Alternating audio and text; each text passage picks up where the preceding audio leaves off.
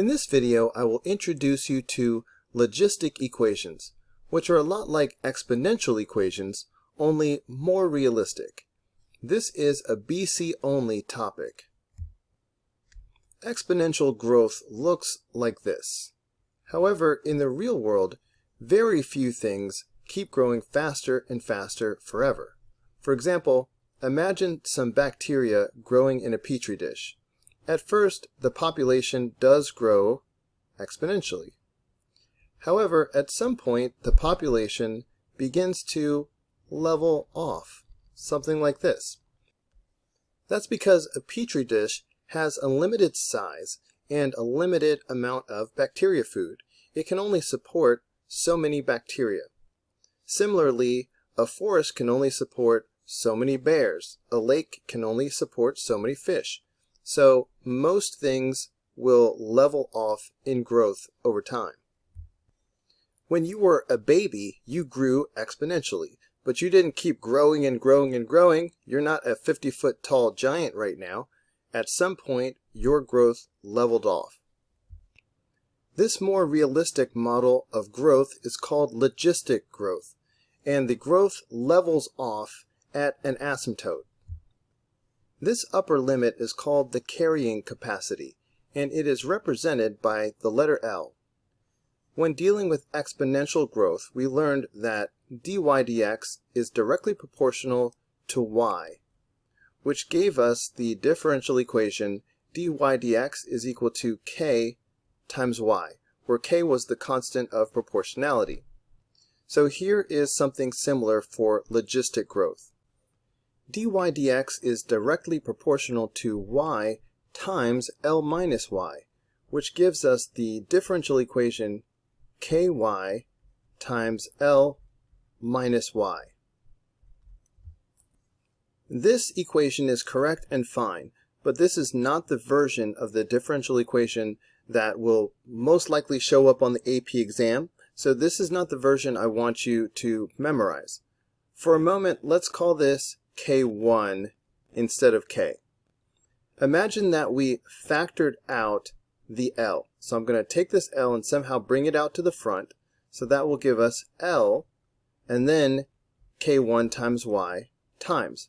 When you factor something outside of parentheses, you divide everything inside the parentheses by the factor you're taking out.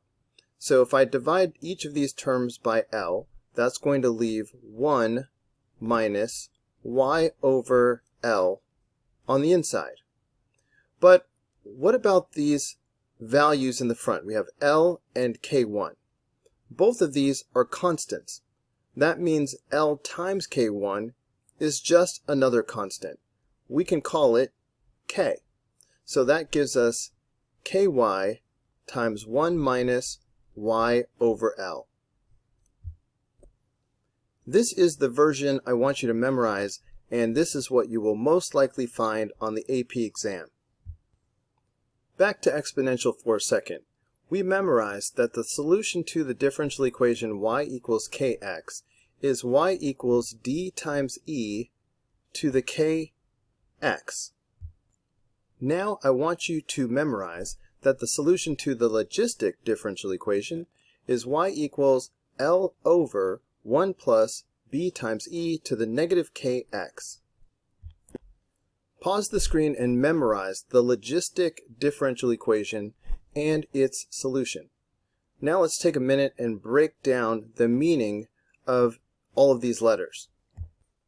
K is still called the constant of proportionality.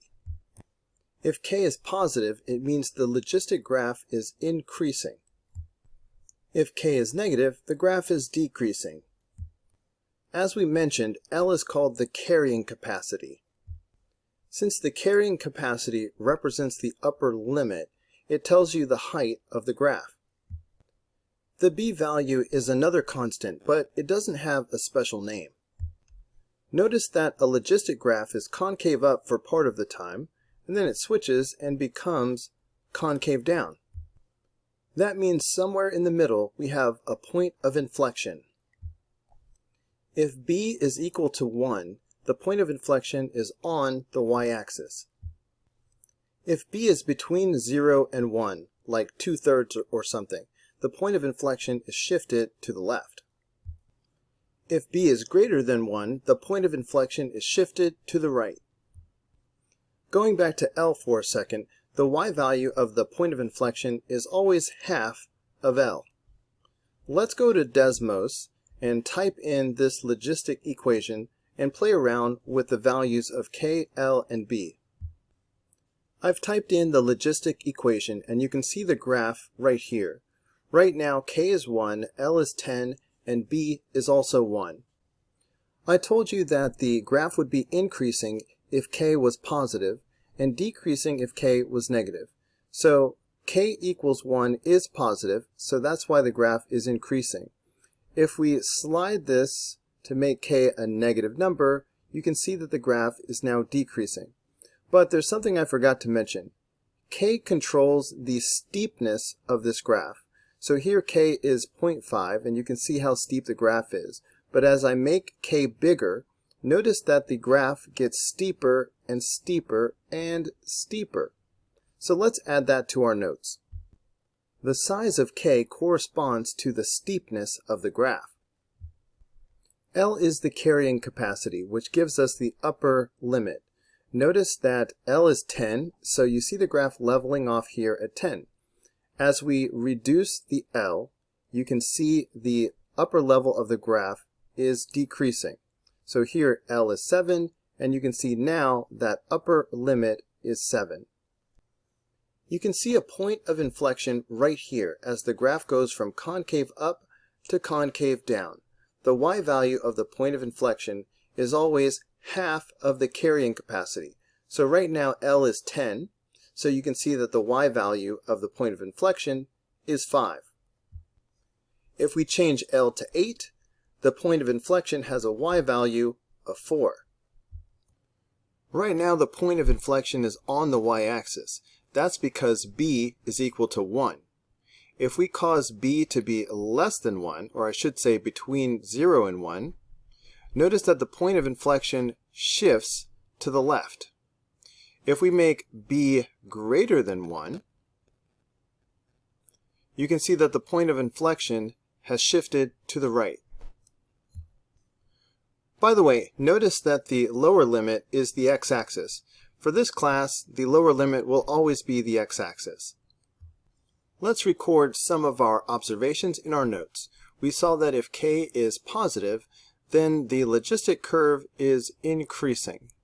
And if k is negative, the curve is decreasing.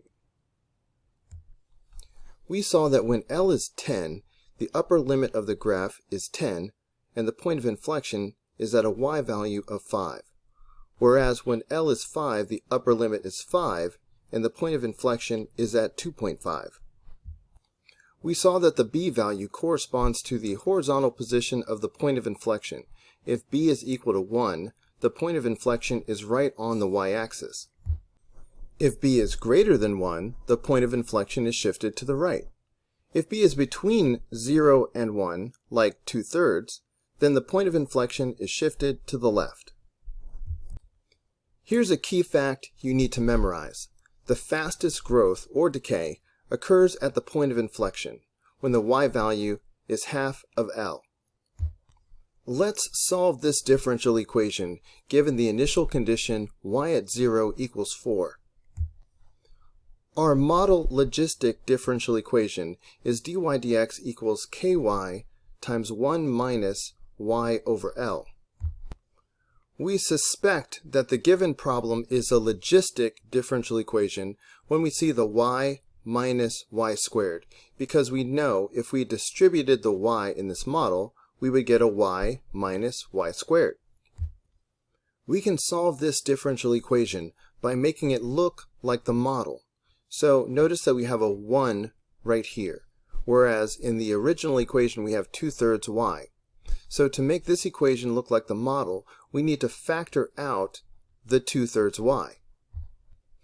When you factor something out, you are dividing. That's how you figure out what goes inside the parentheses. If you divide 2/3 y by 2/3 y, you get the 1 that we are shooting for.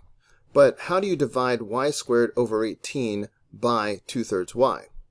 Well, look at the y separate from the 2/3. If you divide y squared by y, you're going to get y.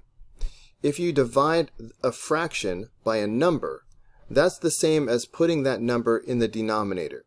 So if I want to divide y squared over 18 by 2/3, all I have to do is put 2/3 in the denominator. So what is 18 times 2/3?